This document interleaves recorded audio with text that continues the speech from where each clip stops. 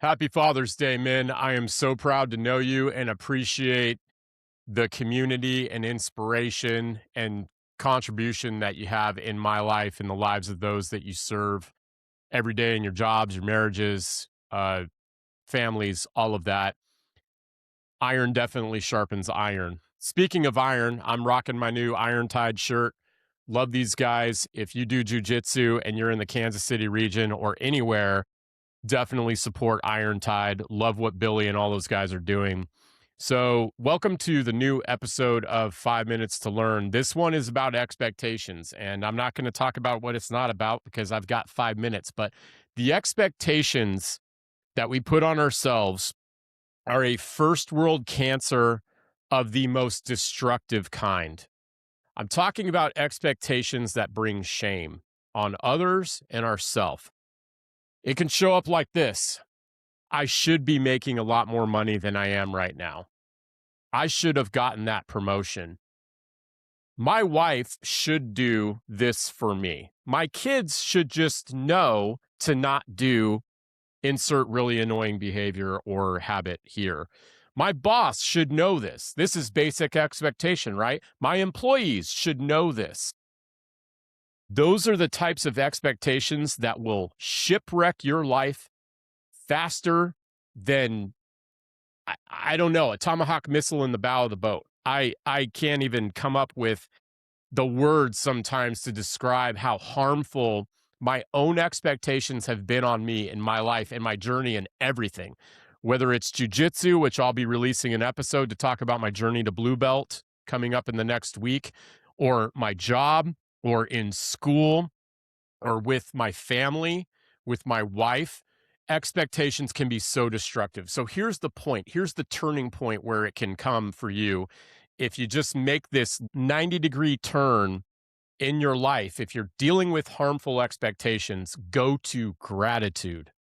Gratitude is the solution. Think about it. I should have gotten that promotion at my job. Going to gratitude is, I'm grateful to have a job. Man, I expect my wife to do all these things. Man, I'm grateful for the relationship that I have with my bride. Man, I've told my kids I expect to have the lights turned off every day when they go to school. Man, I'm grateful that my kids woke up this day. I'm grateful to even be a parent.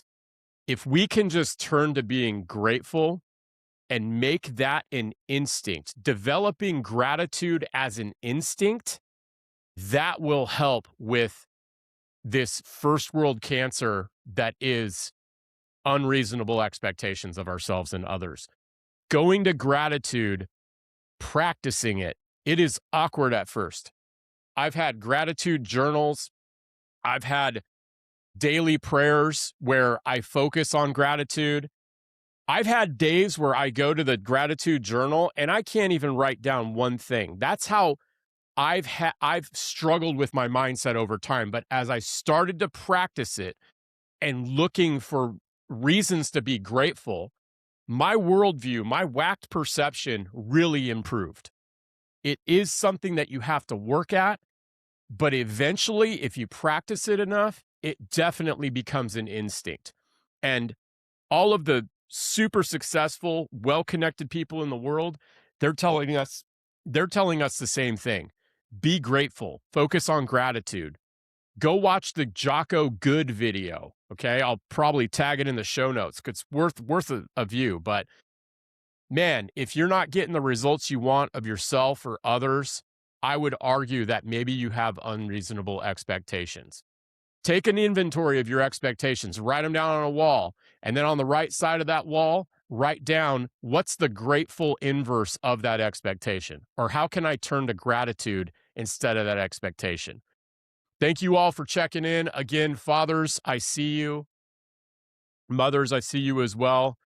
Dads, we have one of the hardest missions in this life, raising up the future generation, making ourselves better. I encourage you all on this Father's Day to be grateful for being a dad, being grateful for the struggles you face, because you have been called to be a father, and that is an amazing calling in life.